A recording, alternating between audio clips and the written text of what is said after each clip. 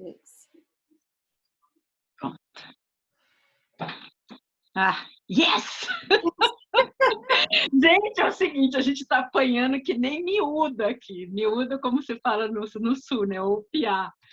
Eu sou gaúcha de nascimento, então a gente usa esses termos ainda. Eu saí de lá com 2 anos, eu não esqueço ainda. Estamos aqui Então a gente está aprendendo. apanhando bastante aqui para poder fazer para vocês a gravação, mas fiquem assim à vontade. A gente vai gravar hoje aqui para deixar lá na bio disponível para vocês.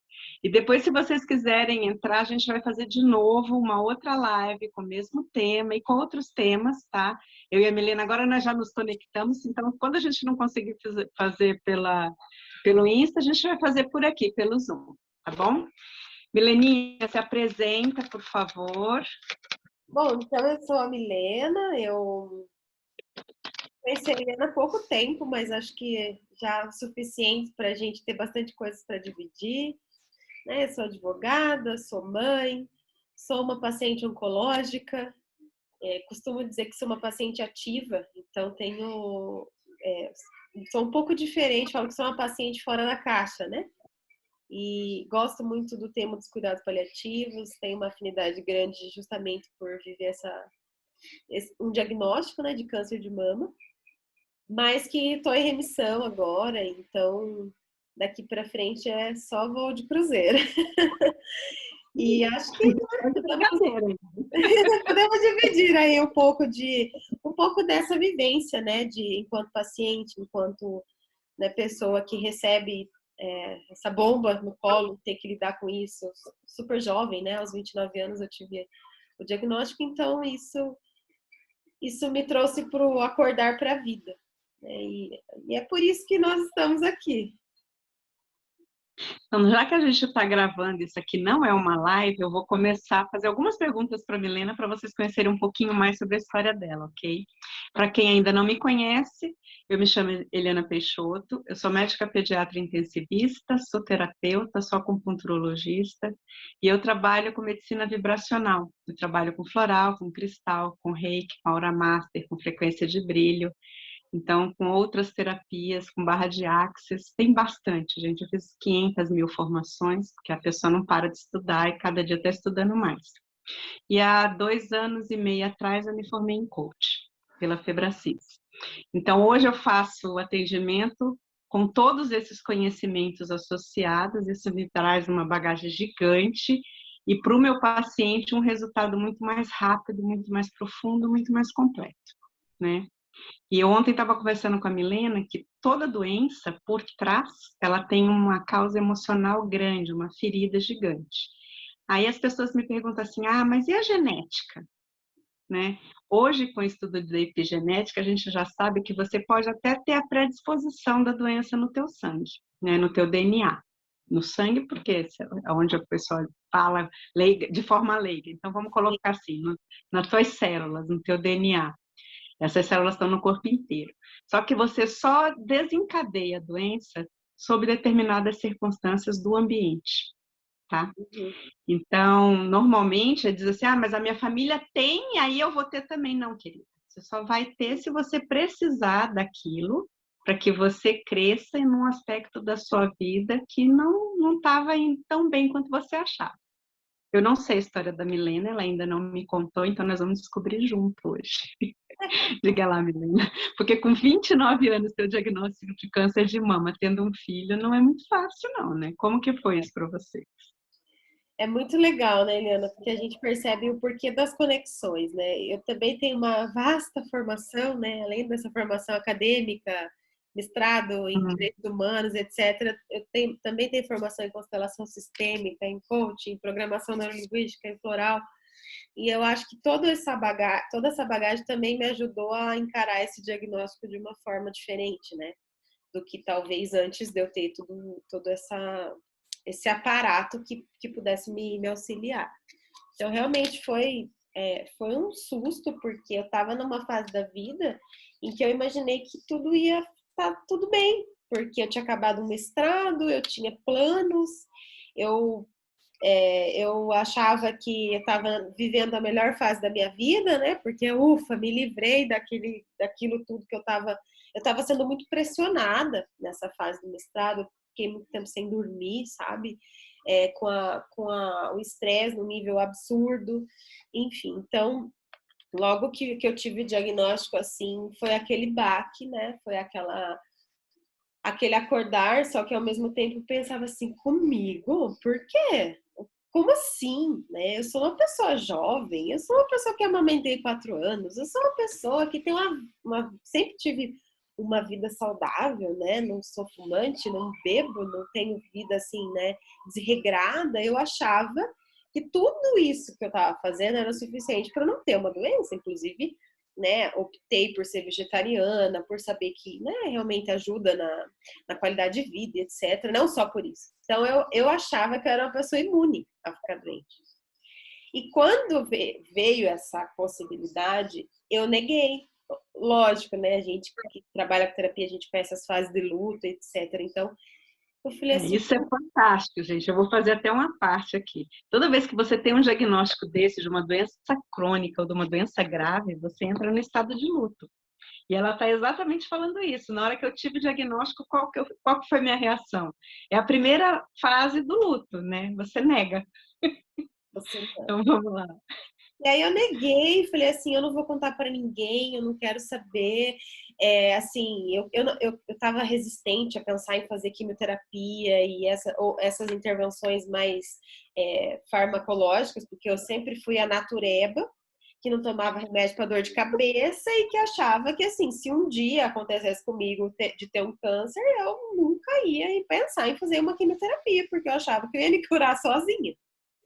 Uhum. Aí, quando aconteceu esse momento, aí eu brinco que eu entrei num momento bolha. Um momento que, assim, eu não conseguia saber o que eu estava sentindo, eu não conseguia entender, eu não queria falar com ninguém, eu não queria que ninguém falasse comigo. E ao mesmo tempo, aqueles milhões de questionamentos, por que comigo? Por que tem gente que faz isso, XYZ, e com aquelas pessoas, né? Aquelas pessoas não têm um câncer. Nada acontece. Nada acontece, bem isso. E é interessante porque eu tô lendo o livro da Elizabeth Kubler-Ross e eu falo assim, gente, como eu me identifico do começo ao fim, assim, né? Eu já tô lá pro final do livro, mas assim, como que a Elizabeth fala, né, das fases do luto, etc. E eu tô assim impactada com o quanto que isso é repetitivo para todos os pacientes. Eu não posso nem dizer que é literalmente para todos os pacientes. para todos os pacientes.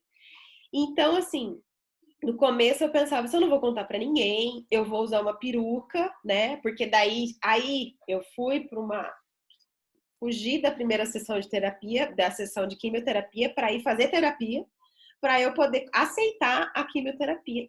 Na verdade, eu queria descobrir se eu precisava da quimio ou não.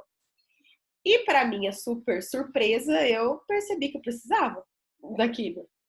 Como, né? Aí eu comecei, ainda mais eu, né? Nossa, nem caixinha de remédio em casa. Matrix com todo mundo. E aí eu falei assim, não, beleza, mas então tá, então ninguém vai saber que eu tô doente, porque como que eu, uma terapeuta que XYZ, vou cuidar das pessoas sendo que eu sou doente? Uhum. Só que a gente não se dá conta que a gente, por si só, já é doente, né? Assim. Eu ia falar exatamente isso, não existe pessoa que não tenha um grau de doença. Né? As que não têm grau de doença se chamam anjos, não estão encarnadas. Exatamente. Então, assim, por isso que eu falo, assim, o câncer me ensinou e me ensina a todo momento, né? E aí eu entendi que eu precisava encarar aquilo. Só que eu pensava, não, então eu vou. Travou o som. Opa! Gente, é muito interessante a gente falar um pouquinho enquanto ela está travada o som. Milena, não estou te ouvindo. Tá. Deixa eu ver aqui.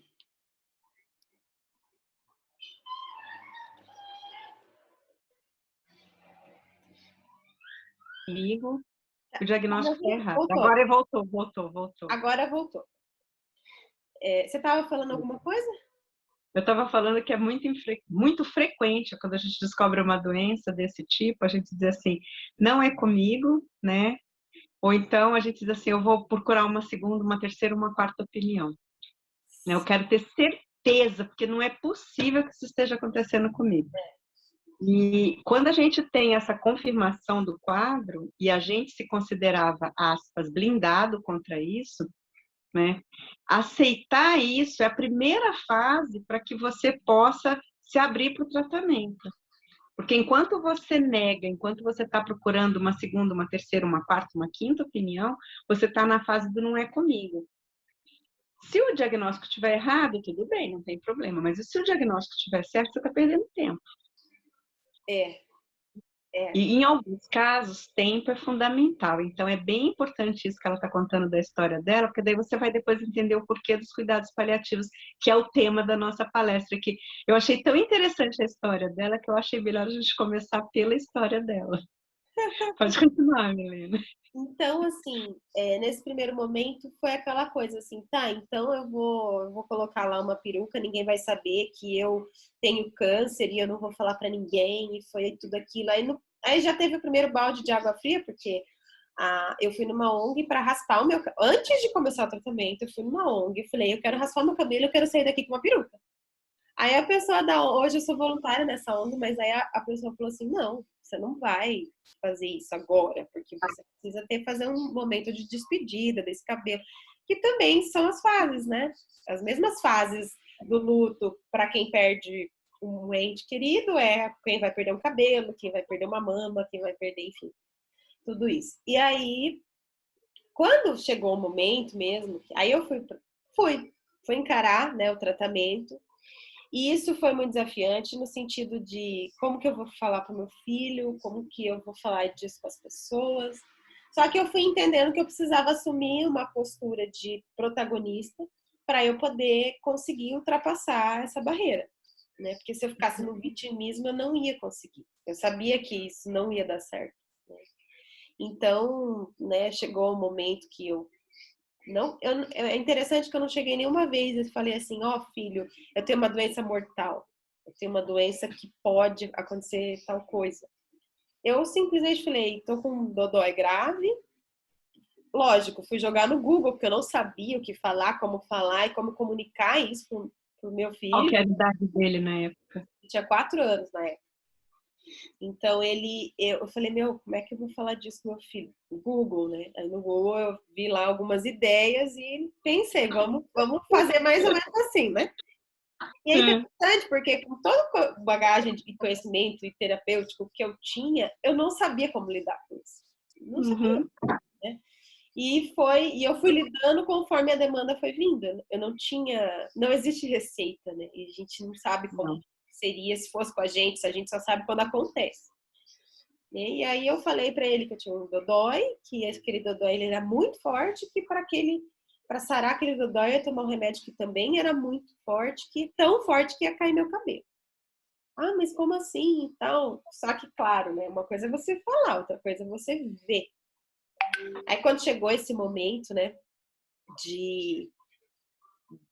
do cabelo mesmo, foi também uma fase assim que ele ficou um mês sem chegar perto de mim, sem se aproximar. Ele parecia que ele não conseguiu me conectar com a mãe dele. Era né, como se fosse uma outra pessoa. Era o paciente, né? Isso, ele me olhava assim e ele nunca tinha ouvido falar de câncer. Só foi ouvir na escola, porque daí as crianças são muito com câncer, né? Porque daí, tipo, nem sabia o que era. Bom, então esse foi o enredo assim principal, né, do receber a notícia, do saber que eu precisava encarar aquilo, e conforme entre um evento e outro, entre a desconfiança e a biópsia, passaram ali quase 2 meses e meio, mais ou menos, né, porque realmente você faz um exame, você faz o outro, né, enfim. E o mais legal de tudo é que eu estava fazendo o autoexame e não era algo que eu costumava fazer. Então, eu sempre falo, foi sem querer. Não foi sem querer, a gente sabe que não existe isso, sabe que não existe coincidência, né? Sim. Então, eu tava lá tomando banho, percebi o carocinho, e daí eu não sou a típica pessoa encafifada com as coisas. Mas eu falei, tá Uhum. estranho, né? Como que eu podia desconfiar, sendo que era algo, era muito assim, era muito pequeno. E aí aquilo me ligou um alerta, né? Então, o quanto que a gente tem essa sabedoria interna, né, pra gente saber que tem algo que não vai bem com a gente. Eu andava cansada, só que eu falava, cara, faz 4 meses que eu não durmo direito, como é que eu não vou estar cansada? Né? Então, eu sabia que fisicamente eu tinha boas razões para estar cansada e aquilo que justificava, né? E os cuidados paliativos entram na minha vida nessa fase, justamente porque a quimioterapia me deixou nas primeiras sessões de quimioterapia, eu fiz 4 sessões da quimioterapia vermelha, né? Enfim, quem for assistir depois pode ser que já tenha ouvido falar disso, ou que também nunca tenha ouvido falar, mas conhecida tipicamente como aquela quimioterapia mais agressiva, mais forte, e ela realmente tem o nome de vermelha, porque ela é o líquida vermelha. E aquela quimioterapia, beleza, foram as 4, sentia muitas dores, muito desconforto, só que até então quando eu cheguei na branca, que dizem ser mais branda, mais tranquila, que já é uma fase secundária, foi ali que o meu problema começou. Né? O remédio ele me trouxe uma neuropatia, eu não conseguia me movimentar, não conseguia sair da cama. E uma amiga minha, nessa fase, uma amiga decidiu me acompanhar. Por razões assim, profissionais, etc., a gente se conheceu. E quando eu tive a desconfiança, eu fui falar com ela, porque ela tinha tido um problema lá de saúde, e eu falei, nossa, eu vou compartilhar com a fulana, porque ela também teve uma coisa similar, mas o dela não foi câncer e tal. E ela falou pra mim assim, quem tá te acompanhando? Eu falei, ninguém, né? Porque a minha família é toda do interior de São Paulo. Hoje eu moro em Curitiba, mas a minha família é toda do interior de São Paulo. E essa minha amiga falou assim, então eu vou com você. Só que na época ela não era minha amiga ainda. Mas ela falou assim, Uhum. guria, eu vou te acompanhar então. Aí eu falei assim, como assim? Alguém gratuitamente tá querendo me acompanhar? Tipo assim, eu não tô indo pra uma festa, tô indo fazer um tratamento de câncer. É um negócio que ninguém se convida, né? E aí eu achei aquilo no mínimo interessante. Falei, nossa, que doido isso, né? E eu sei que essa minha amiga, ela segurou na minha mão do começo ao fim e não largou mais. Raspou o cabelo junto. Sabe aquela pessoa que tá junto, assim, que vive tudo aquilo ali junto. Me levava pra casa dela quando eu tava mal. E aí um dia ela falou assim pra mim, Mi, eu vou assistir uma palestra no CRM. Ela já trabalhou em algumas áreas da saúde. Ela não é médica nem nada assim, mas tem essa afinidade com a área da saúde. Ela falou, eu vou numa palestra no CRM. Aí eu falei, sobre o que é a palestra? Sobre comunicação de más notícias. Eu também vou, falei, também vou. Eu já tava careca, né, assim, tipicamente uma paciente oncológica que tava careca. E aí a gente assistiu uma aula maravilhosa e naquela aula eu entendi que existia médicos humanos, porque até então as minhas experiências eram péssimas, né? Era muito assim, o primeiro médico que me atendeu ali na oncologia foi fantástico e tudo mais, mas a minha vida anterior, assim, com os profissionais da área da saúde era muito ruim. Eu sempre achava assim, nossa, os médicos se acham Deus, tal, né? Eu tinha um ranço porque era a experiência que eu tinha vivido, né? Imagina eu que trabalho com TI pediátrica tá ouvindo isso, mas eu sei que você existe, tá? Eu tô brincando. Mas é bem isso mesmo, as pessoas falam, ai, as pessoas sentem Deus. É. E aí foi assim que nesse momento, né? Essa médica chama Úrsula, ela é uma paliativista e etc. Enfim. E aí a Úrsula, ela diz, né? Ela literalmente pulou daquele palco depois da aula e veio falar comigo, porque ela percebeu que, obviamente, eu não era uma aluna do curso de medicina, né? Com aquelas características eu não podia. E aí ela conta que eu consegui desmontar tudo aquilo que ela tinha criado para falar para o público médico. Ela falou assim: eu ainda estou falando para médicos e não para os pacientes. E não oferecendo isso para os pacientes, literalmente. E aí Uhum.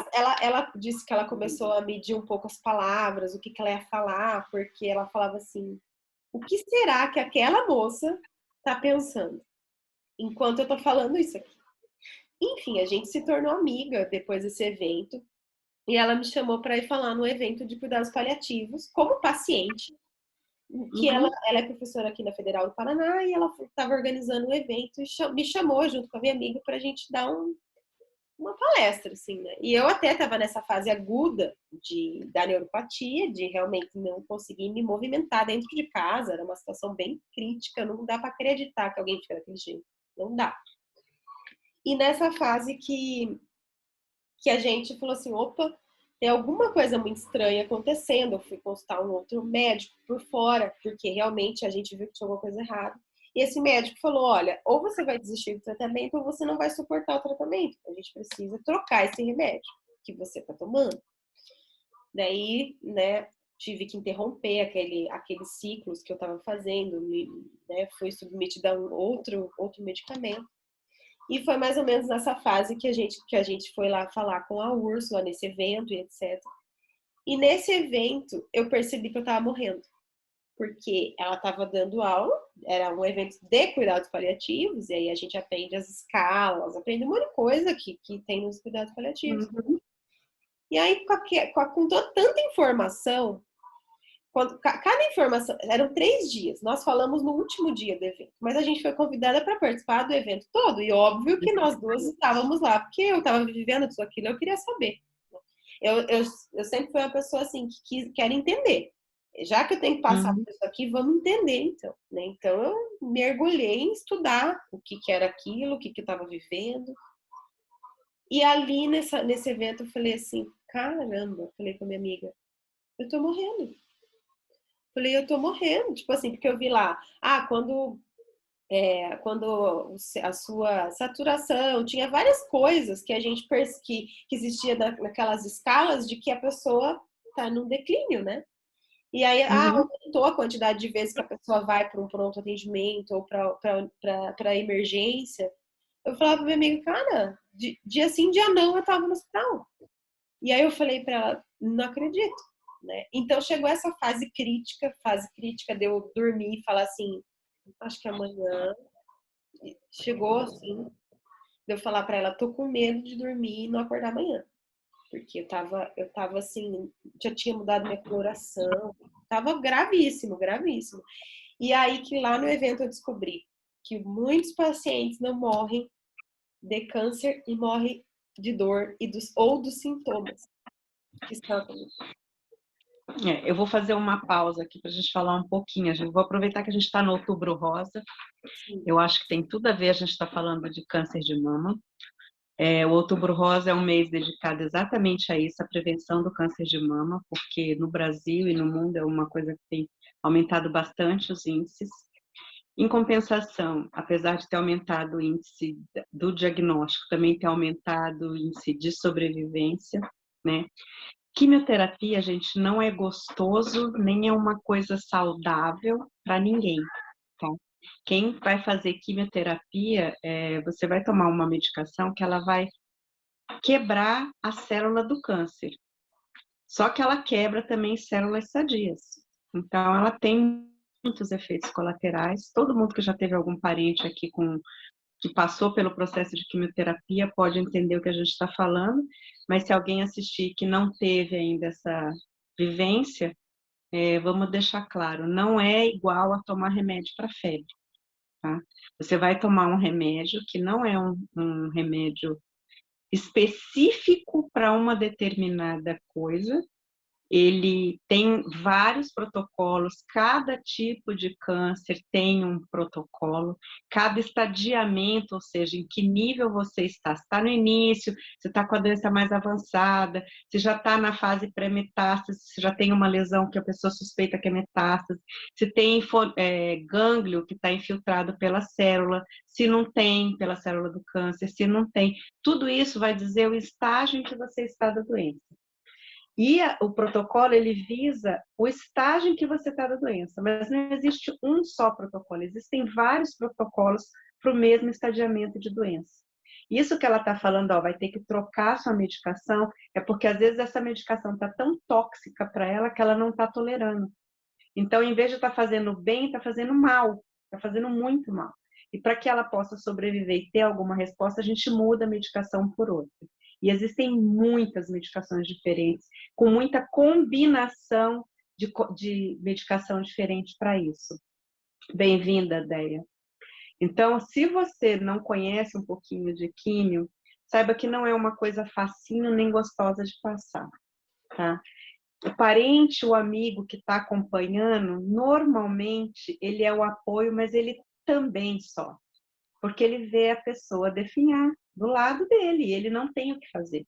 Então, além dele ver tudo isso e sentir que ele precisa dar apoio, quando ele vê a pessoa definhar, ele fica completamente impotente, né? E por que a gente está falando, então, de cuidados paliativos hoje? E ela está contando a história dela. Porque tem tudo a ver uma coisa com outra. A gente vai agora falar para vocês o que é o cuidado paliativo, quando que ele está indicado, como que a gente que está dando suporte deve escolher ou não o cuidado paliativo, como que é para a pessoa que está recebendo o cuidado paliativo viver isso, porque, gente, isso é você dar dignidade para a pessoa diante do momento em que ela está totalmente fragilizada. Muitas vezes ela não tem condições de tomar as decisões sozinhas, e é você que está do lado dela que vai ajudar ela a tomar as decisões. Eu, como médica de UTI pediátrica, eu não trabalho como paciente oncológico, mas eu fiz a minha formação de pediatria num hospital, que é o Hospital Brigadeiro, que trata só de oncologia, é o hospital referência de oncologia hematológica. Então, assim, eu vivi isso desde que eu comecei a residência. E não é uma coisa, eu não vou dizer saudável porque não é mesmo, mas assim, não é uma coisa tranquila, tá? É uma coisa que você aprende a superar todos os dias, a cada hora. Sabe quando a gente fala do AA, que é só por hoje, só por essa hora, só por esse dia, só por hoje, só por essa manhã, só por essa tarde? Câncer é igual, tá, gente? É só por esse momento. O próximo momento é só pelo próximo momento. E aí, no fim, a gente vai trazer qual é o papel da espiritualidade nisso tudo. Pronto, Mileninha, pode continuar. Nossa, Eliana, é muito bom, assim, perceber nesse trajeto, nessa trajetória, o quanto que eu aprendi, o quanto que hoje eu sei que se não fosse os cuidados paliativos, eu teria morrido. Porque naquele evento, naquele dia, eu descobri o que eram os cuidados paliativos, né? Que seria essas intervenções em que a gente tem esse apoio, que a gente é visto como ser humano. Porque na oncologia a gente é visto como um CA, um câncer de mama, um câncer aos 29 anos. Eu era vista assim. E nos cuidados paliativos eu era a mãe, a amiga, a pessoa que sente dor, a pessoa que está sofrendo diante disso tudo. E ali eu fui, minhas dores foram vistas, porque quando eu chegava na triagem, que eu falava assim, tô sentindo dor, eu ouvia assim, é normal. Os médicos me falavam isso, as enfermeiras me falavam isso. E aí eu ficava impotente, mais do que o câncer já deixa a gente, a gente já sabe que a gente fica diante de uma doença. É a pior coisa que eu enquanto paciente, a pior coisa que eu já ouvi dentro de ambulatório é assim, não tem mais nada que eu possa fazer por você. Nossa, isso é a pior coisa, porque assim, como que não tem mais nada? Não é possível que não tenha mais nada. Nem um remedinho pra você não ter mais dor, nem isso você não consegue fazer. E aí que a gente pensa, mas cadê o Deus da, né? Eu brinco que é o Deus da oncologia, né? Que são alguns. Então, eu percebi assim que ali nos cuidados paliativos nada era ignorado. Se eu falasse que eu tava com dor no dedão do pé, lógico que eu não chegava com esse tipo de queixa, né? Mas assim, se eu chegasse falando que eu tava com dor em tal lugar, eles olhavam para Milena de modo integral, né? Para Milena que tá vivendo todo esse bololô que é um diagnóstico grave. E isso fez toda a diferença, porque né, dentro dos cuidados paliativos a gente tem essa classificação de dor, né? Ah, de 0 a 10, quanto que dói? 0 dói pouco e 10 dói muito. Eu saí de um grau 10 de dor, né, que é a escala máxima, porque eu falo que se tivesse mais, com certeza meu número ia ser maior que 10. Né? Mas assim, eu saí do zero, do 10 e foi para o zero, mas isso demorou um ano para o meu corpo entender o que estava acontecendo, né, com todas aquelas medicações e aqueles protocolos e aquelas intervenções. Então,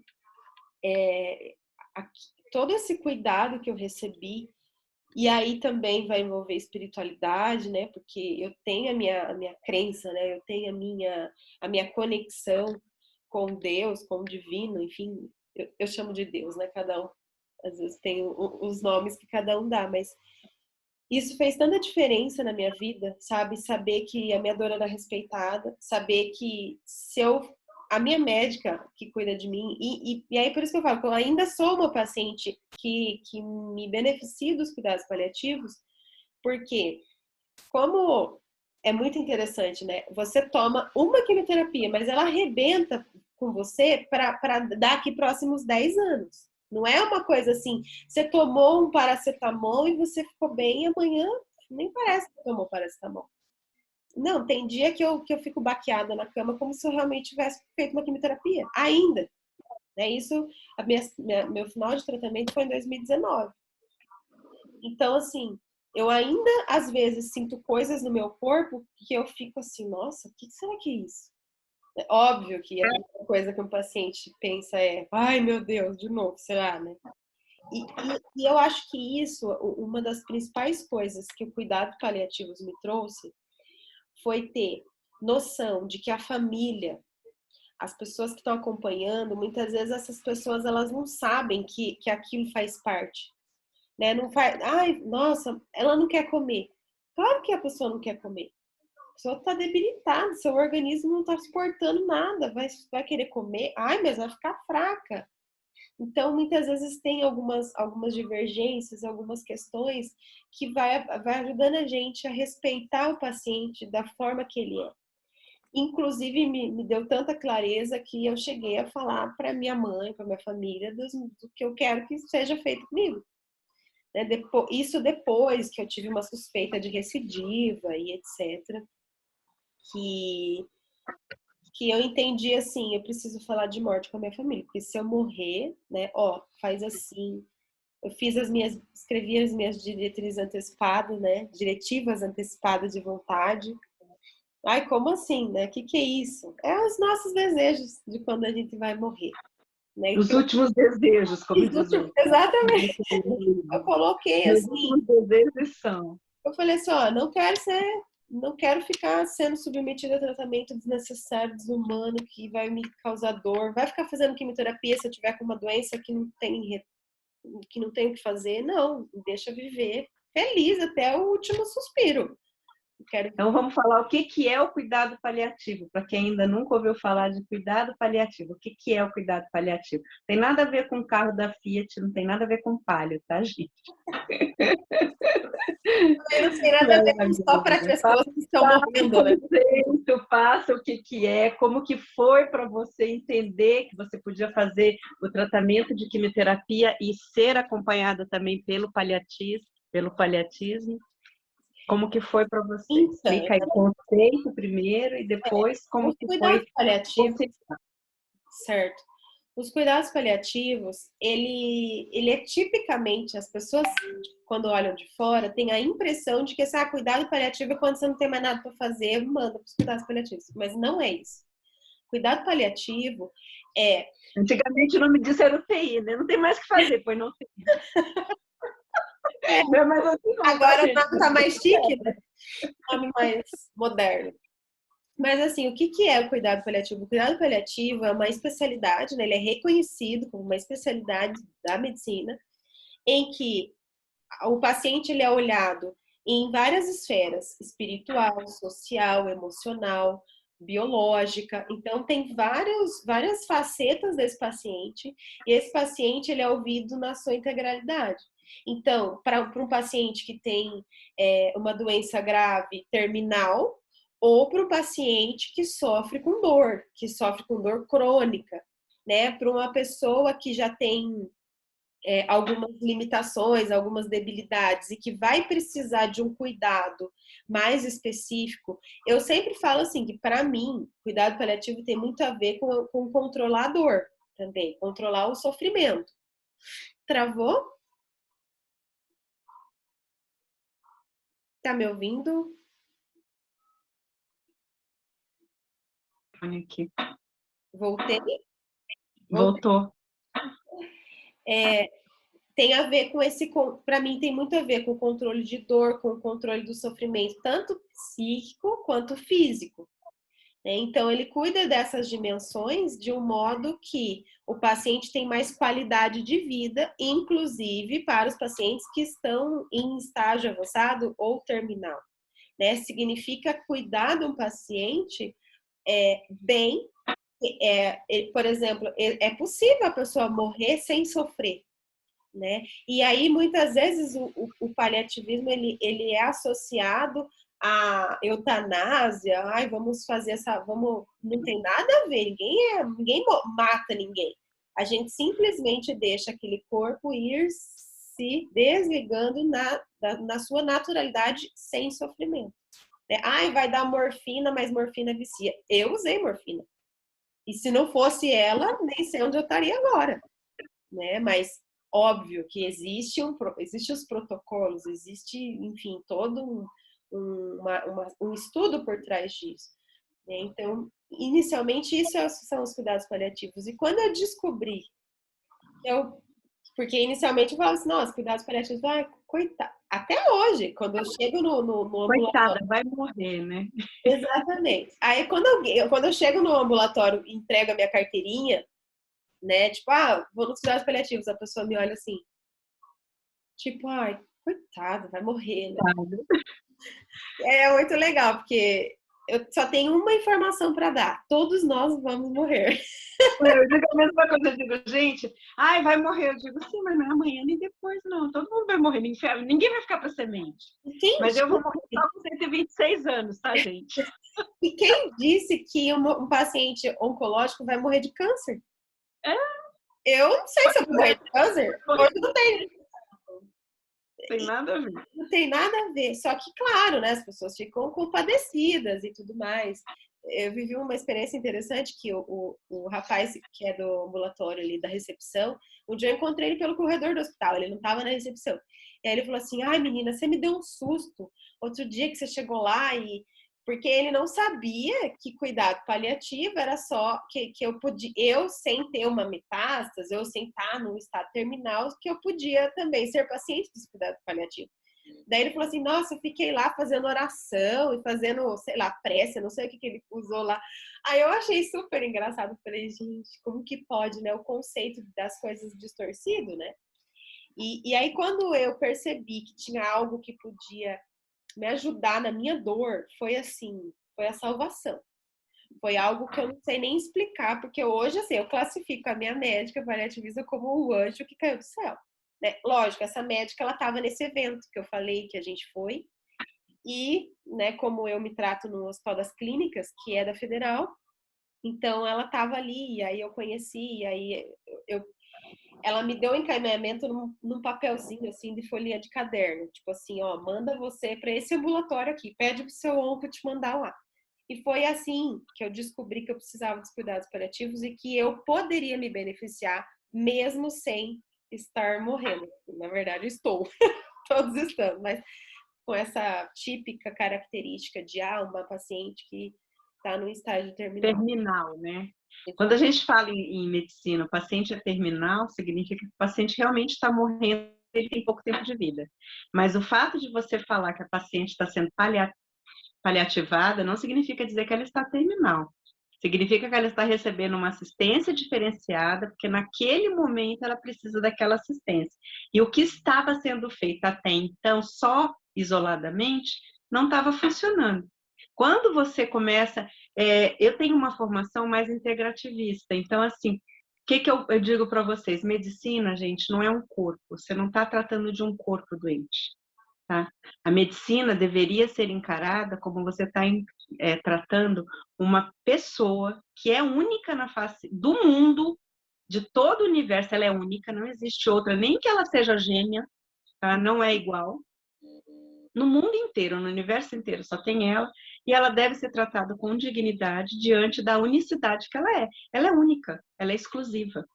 Então, se você coloca um protocolo que vai atingir a maioria, ótimo, porque você não tem como fazer um protocolo específico para 7 bilhões de pessoas. Então, não é protocolo, né? Chama protocolo por quê? Porque você já previamente classificou, já definiu, olha, isso aqui vai ser o limite para esse tipo de protocolo, esse outro patamar vai ser outro protocolo.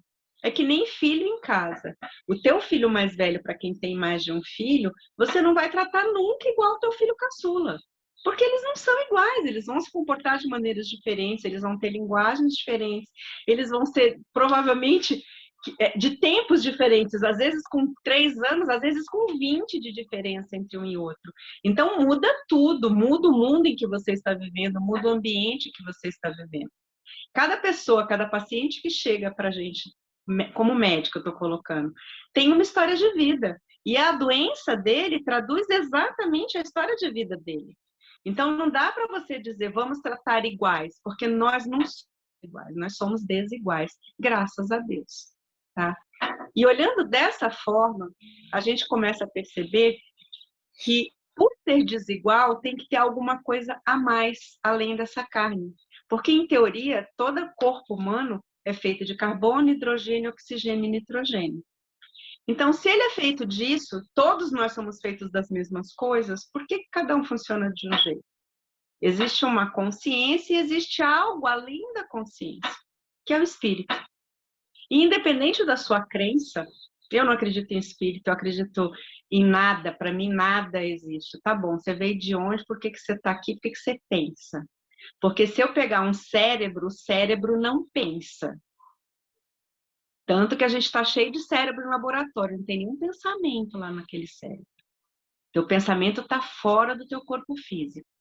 O teu sentimento está completamente fora do corpo físico. Então, como é que você sabe que a pessoa sente? Porque tem algo além do corpo físico. Só que o câncer, ele vem como uma resposta a esse algo que está fora do corpo físico e que estava sofrendo, e normalmente sofrendo sem ter consciência disso, e aí ele plasma no corpo físico e se desenvolve. É a história da física quântica. Tudo é energia, a energia está acelerada, a hora que ela começa a desacelerar, ela materializa. É exatamente isso para todas as coisas. Tá? Então, o câncer é isso também. E como que você faz, então, para que essa pessoa comece a perceber que a vida é além disso e que, mesmo que o tratamento não esteja dando certo, ela tem chance de, com outros tratamentos, por consciência do que causou a doença, se curar. Uma das formas é você levar para o paliativo, porque quando a pessoa tem dor, gente, você pode dar qualquer coisa para ela, que enquanto a dor dela não passar, ela não consegue sentir e pensar mais nada além da dor. E se essa dor for uma dor física muito grande, ela está completamente com a visão fechada na dor. É como se você colocasse um negocinho aqui que ela só consegue enxergar a dor dela, ela não consegue enxergar mais nada. Enquanto a dor não sai, ela não consegue pensar em nada. Então, assim, quem passou por esse processo sabe o que isso significa. A Milena está contando a história dela e eu achei interessante ela contar tudinho, porque aí você consegue entender da onde que vem essa coisa do cara, que delícia que é o anjo que caiu na minha vida, como ela fala, que foi o paliativista, entendeu? E é isso, se todas as pessoas olhassem para os outros de maneira integral, e não assim, ó, a minha funcionária número X, que trabalha lá no setor Y, tem que fazer isso, isso e isso. Aquele outro, a gente não é número. Não. Não é. Nós temos sim um código de barra que a gente fala espiritual no universo, mas nós não somos um número. Então a gente não pode ser tratado como um número. Não é mais um CA, não é mais um CA, estadiamento 2, fase A, fase 1, né? Fase 2, fase 3. Não é assim que funciona. Então, ainda existe isso.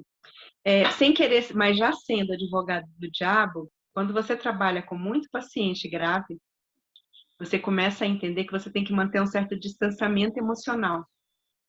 Porque se você entrar na dor do teu paciente, você não consegue ver o teu paciente como um paciente. Você entra na dor dele, então você vive a dor junto com ele.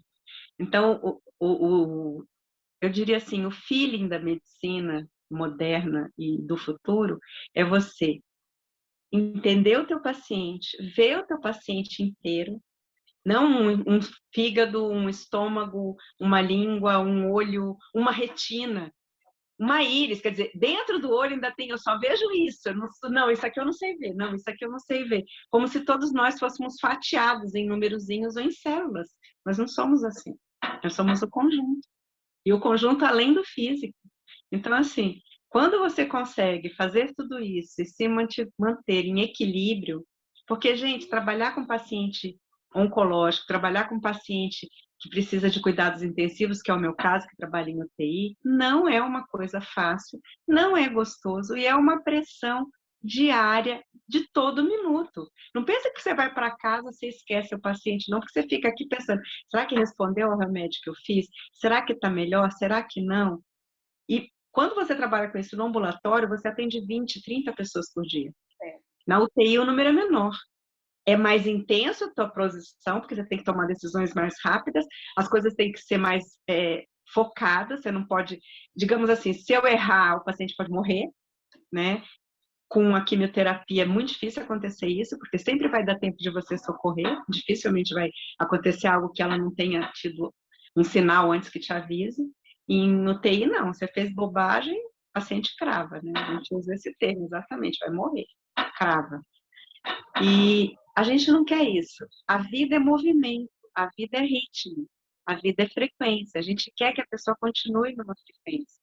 Só que a gente não pode se envolver diretamente com isso. E às vezes esse tipo de proximidade é muito difícil para o profissional, porque ele entende que se ele se aproximar muito do paciente, ele vai criar um vínculo emocional, e esse vínculo emocional trava a postura dele profissional. Não é verdade, mas é uma coisa que tem que ser amadurecida. Atualmente, nas faculdades de medicina, a gente já começou a ensinar isso, então a gente já vê. Na minha época, eu me formei há 31 anos atrás, 32 na verdade.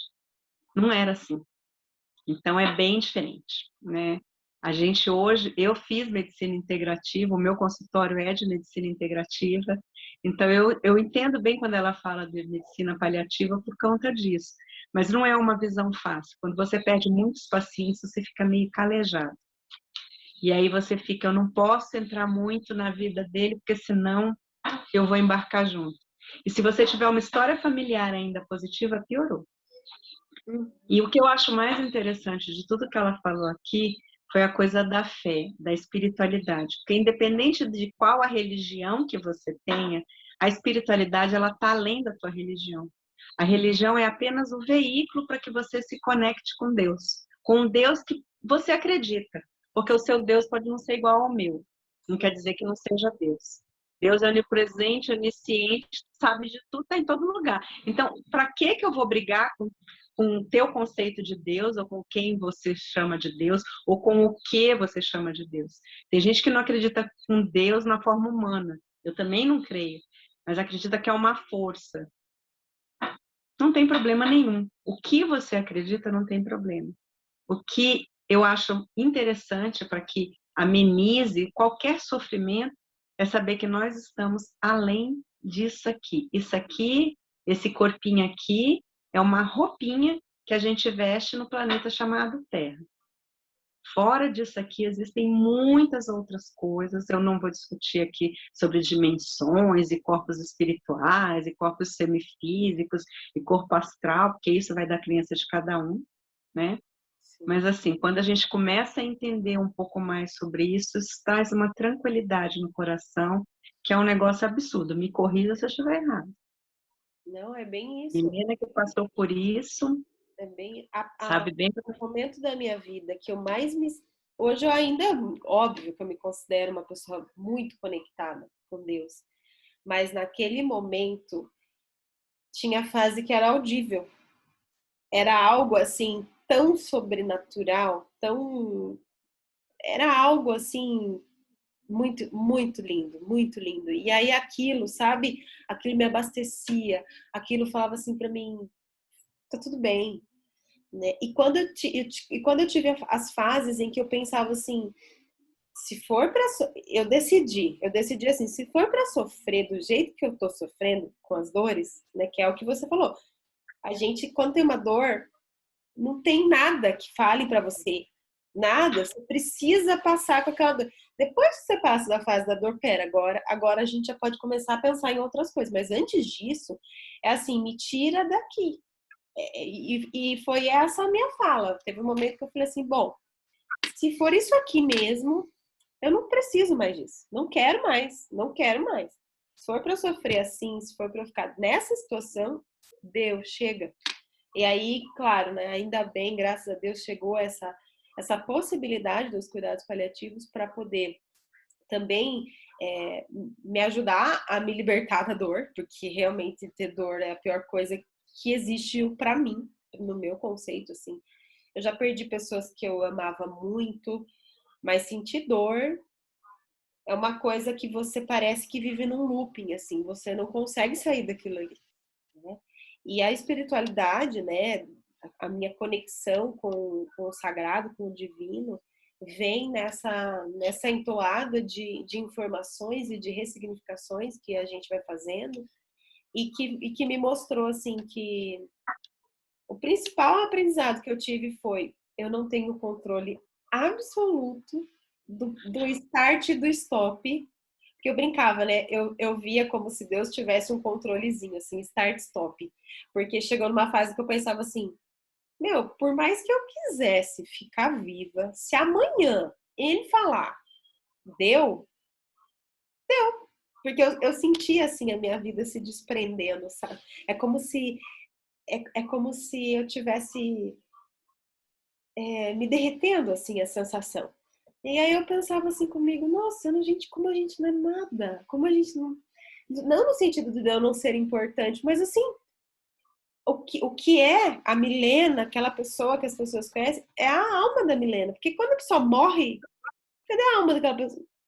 Inclusive, a gente fica com uma expressão, né, que não é mais reconhecida pelas pessoas, porque não tá mais ali.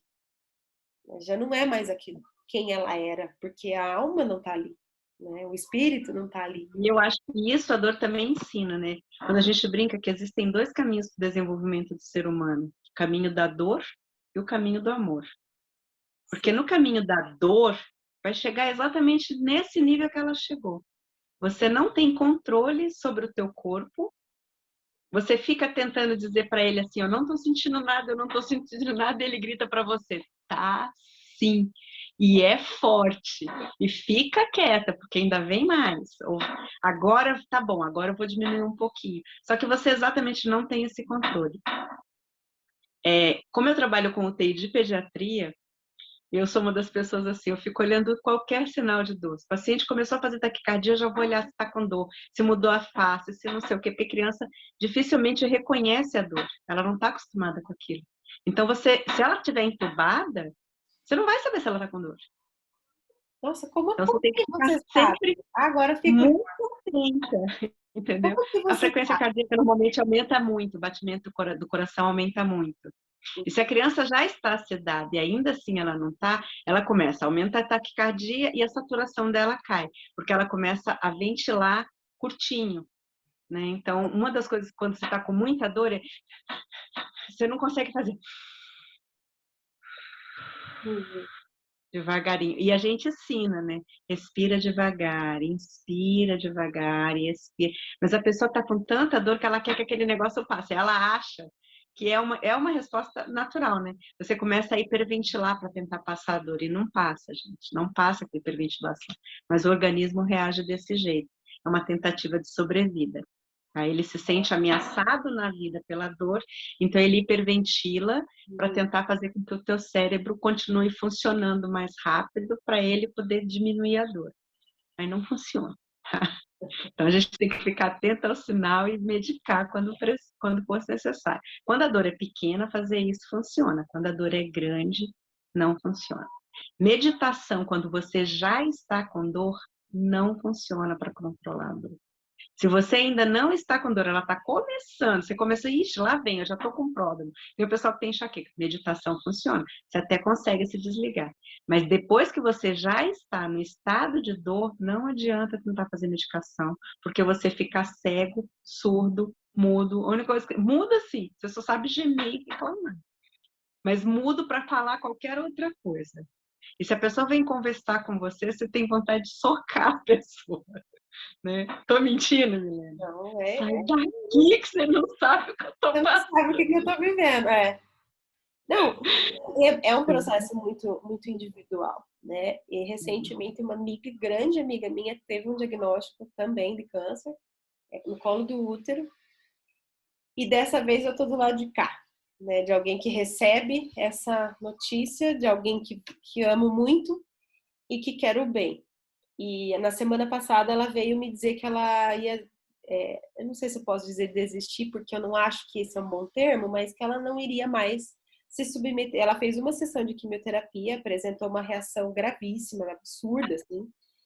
Eu não sabia que podia ser tão assim, né? E isso porque eu passei por tudo isso que eu já relatei, né? Mas quando ela me falou o que ela ia tomar, que foi a mesma coisa que eu tomei, eu falei, ai, esse remédio não é legal. Só que eu não falei nada para ela porque eu não queria ser pessimista, ficar, sabe, criando. Falei, não, cada ser humano é um, eu passei por aquilo ali, mas essa é a minha história, esse é o meu, né, a minha vivência. E aí quando ela começou a dizer, eu perguntava, você tá bem? Tô bem. Você tá bem? Ficou uma semana e meia bem, ótima. Eu falei, gente, tem alguma coisa estranha. Deu 2 semanas, reação, assim, diz que deu, o corpo dela ficou tomado, assim, de manchas vermelhas, como se fossem umas bolhas, assim, uma coisa muito absurda. E aí, enfim, procurou atendimento, mandei foto pro meu oncologista para compartilhar, perguntar, você já viu isso, né? Isso aqui acontece? Pode acontecer. Aí eu já percebi que pode, mas não é tão comum como quando dizem para mim é normal sentir dor, né? Que aí o termo normal para mim não é mais o mesmo. Dor nunca é normal, Nunca. gente. Para. Não é normal. Nunca Não é normal. existe É isso. uma coisa esperada, mas Isso. normal não é. Não existe né, dor. Normal sentir dor, não. É possível que isso aconteça, é esperado, mas normal, esquece, que não é. Tanto não é que eu encontrei alguém que pudesse controlar isso. Né? Então, sim, acho que a espiritualidade vem tanto para ajudar nisso tudo, quanto é como se a gente tivesse vários braços, né? E a gente precisasse ser auxiliado em todas essas esferas, né? Que vai ter algo que vai controlar a minha dor, mas e a espiritualidade vai me ajudar na minha dor na hora que eu estiver no meu grau máximo de agonia por dor? É o que você falou, né? Meditação vai funcionar? A mesma coisa de uma oração. A hora que eu nem lembro de fazer oração, a hora que você está num processo intenso de dor, você nem lembra, você só pensa em como acabar com aquela dor. O que eu posso tomar? O que eu posso fazer? O que alguém pode fazer por mim? E chega num grau que nem pedir ajuda a gente consegue, porque fica muito intenso. Gasta muita energia pedir socorro. Gasta. Então, gente, por que a gente resolveu fazer essa live, então, e gravar aqui no Zoom para deixar gravado? Primeiro, porque nós estamos no Outubro Rosa. No caso da Milena, foi câncer de mama. Então, é o mês do câncer de mama, do diagnóstico, da pessoa, de ficar o alerta para todo mundo. Eu sou contra essa coisa de fazer apologia a qualquer tipo de doença. Tanto que eu não fiz apologia nem na pandemia. Eu não concordo com isso, mas você tem que ficar atenta? Sim. Todo mundo tem que ter atenção consigo. Eu brinco assim, Independente de que nível que você esteja de saúde. eu tenho Entendeu? colocado muito na minha rede assim, o câncer não escolhe chegar em outubro, porque é outubro rosa. O meu diagnóstico foi em agosto. Então, assim, não espera outubro para lembrar que tem que se tocar, que tem que fazer A exame. gente só fica fazendo campanha, o meio médico faz para poder ficar alertando, pelo menos uma vez por ano, um mês inteiro de que a pessoa tem que se cuidar, tem que fazer autoexame, tem que... Mas isso, gente, é igual, desculpa, colocar calcinha e sutiã todo santo dia. Tem gente que não usa, tem gente que usa até para dormir. Então, é uma coisa que vira um hábito. Você vai tomar o banho, você já vai fazer seu autoexame. Quando chegar na fase tal, lá do período menstrual, todo mundo já sabe, vai fazer com mais cuidado. Por quê? Porque naquela fase você sabe que é mais fácil você detectar, entendeu? Mas é por isso, não tem nada de especial de fazer, não, então eu só vou fazer em outubro. Não, pelo amor de Deus. Homens, por Tem que ter favor, uma uma vez cuidado por no ano ano, inteiro, não precisa ser novembro, porque novembro é o mês do câncer de próstata, né? Ou novembro azul, né? né? Mas não é só em novembro que você precisa fazer exame. É, Por favor, vá durante o ano. Se ano você não todo. quiser fazer em novembro, faça em janeiro, em março. Não importa, uma vez por ano, faça o seu exame para ver se está tudo bem. É exame preventivo, gente. É. Detectou alguma coisa diferente? Procura um médico. E no meu caso, eu não tinha Tudo nenhuma que você viu indicação, era né? diferente. É, Hã? e no meu caso, eu não tinha nenhuma indicação, porque aos 29 anos não é recomendado o exame. Você tinha história na família? Não, não. Não, na verdade a gente recomenda é assim, ó. Para ver câncer de mama, você menstruou, começa a fazer autoexame. Isso é o que a gente fala no jargão da medicina, tá? Para Nossa, a população geral, não é passado isso, porque isso daí vai virar, na cabeça das pessoas que cuidam da saúde pública, isso viraria uma uma neura. neurose. É, uma neurose. Então, você não quer gerar essa neurose social, mas é literalmente, para quem entende de saúde, menstruou, amiguinho, começa a fazer exame, porque mudou os hormônios, a chance de você criar é maior. Nossa, muito Quando a importante. gente é criança, os hormônios da gente funcionam de um jeito, quando a gente menstrua, funciona de outro jeito. Para o menino é a mesma coisa, a criança é de um jeito, começou a aparecer barba, começou a aparecer pelinho, é diferente, entendeu? Ele não menstrua, mas ele tem outros sinais de que ele está amadurecendo hormonalmente falando, né? Sim. Então é isso. O que eu acho muito importante ainda deixar aqui de mensagem para todo mundo: não importa a sua fé, cultive. Seu espírito existe, você querendo ou não querendo, crendo ou não crendo. Então, cultive a sua fé, qualquer que seja. Eu tenho, né, eu digo que nós brasileiros somos descendentes dos índios, eles acreditavam no Deus Sol. Hoje existe uma linha na espiritualidade que diz que toda a fonte de energia do planeta Terra vem do Sol. Então os índios não estavam tão errados quando eles adoravam o Deus Sol.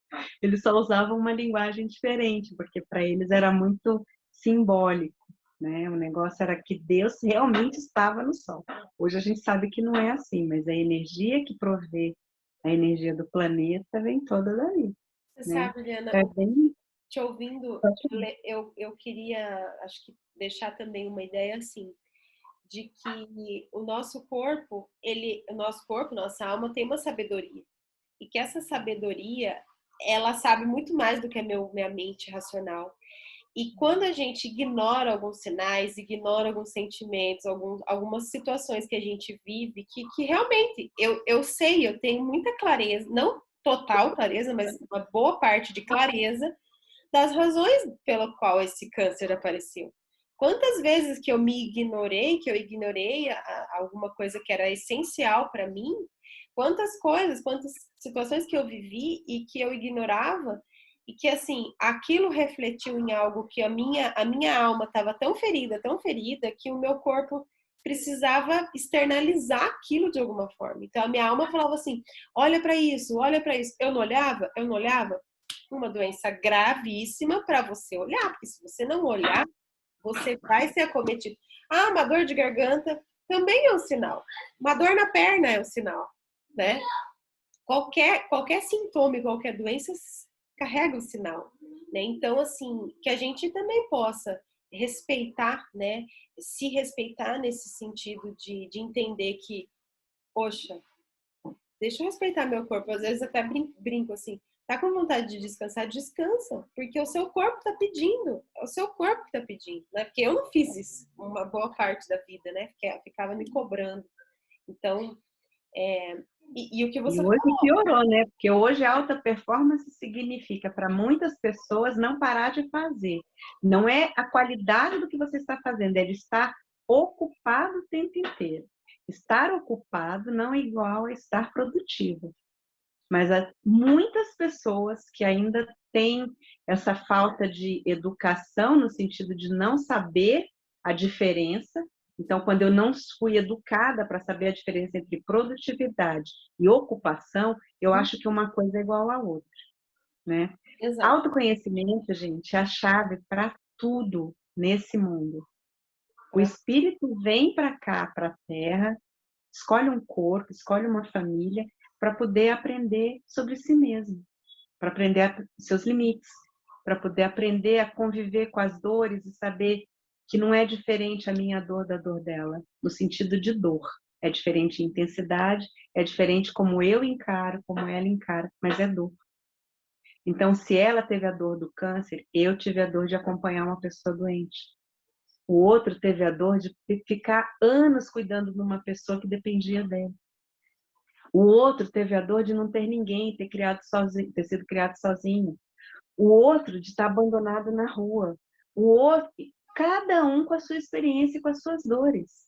Como é que a gente supera tudo isso? Quando a gente encara, vai atrás da cura e começa a se tratar com amor. Então, o amor, ele é primeiro auto-amor.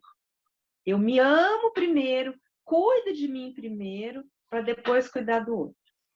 Quem já viajou de avião aqui sabe que eles ensinam lá, na hora que tiver um acidente de avião, vai descer a máscara, você coloca a primeira máscara em si, para depois auxiliar o outro. Porque se você não colocar a máscara em si, você for ajudar o outro, muitas vezes você morre e morre o outro, porque você não se cuidou primeiro. Então é assim, quem tem mais consciência, quem tem mais autoconhecimento, ajuda o que tem menos. A live veio aqui só para falar isso para vocês. A gente não sabe tudo. Mas a gente pode, desde que a gente sabe, dividir com outras pessoas e ajudar.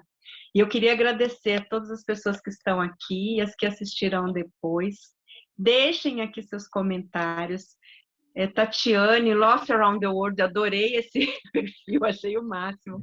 A Deia, que esteve aqui conosco, se vocês quiserem deixar É o Alexandre. Hã? É o Alexandre, esse Lost Around the World. Ai, bonitinho. Alexandre é um doce, gente, é um fofo. Estão marcando presença aqui na live. Obrigada. Coloquem os comentários de vocês, perguntem. Tá?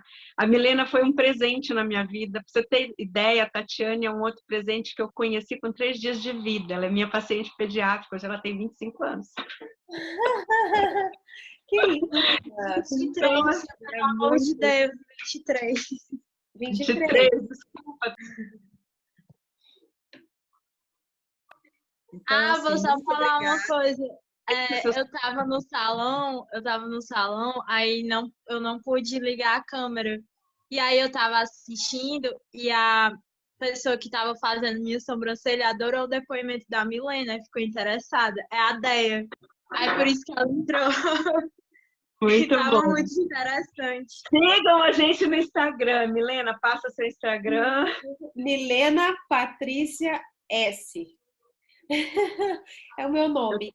E olha só, você falou que foi Deia o nome dela. O nome da minha amiga que me acompanhou no tratamento é Deia. Não é o nome comum. Que legal. Muito bom. Não é mesmo. Não existe coincidência. Não existe. Que bom que ela gostou. Beijo grande para vocês, gente. Meu Insta é doutora.dra.eliana.peixoto. Fiquem à vontade para deixar as perguntas de vocês lá, o depoimento de vocês, sugestão de live, tanto no meu Insta quanto no Insta da Milena, tá? A gente vai ficar muito feliz. Como ela disse, eu, por exemplo, já tenho um próximo tema para falar com ela, que é a doença no papel da constelação familiar, que eu acho isso fantástico. Sim. Peraí, só um pouquinho, tá acabando. Ele conseguiu um coelho. Qual é o nome do coelho que ele... Depois eu vejo. Adivinha. Depois eu vejo. Adivinha. Beijo para vocês, gente. Tchau. Adivinha. Parabéns por vocês estarem aqui. Por favor, divulguem. A gente gravou e vai ficar disponível depois para vocês passarem para as pessoas que vocês acham que vão ter interesse. Beijo grande. Beijo. Milena, Obrigada, tia. Um beijo pra vocês. Adorei. Tchau, tchau, Obrigada por essa beijo. conversa. Até Muito, mais. muito obrigada. Muito Lê, pode falar. Ele saiu. Saiu. Beijo, Mi. Beijo. Tchau, querido. Tchau, até.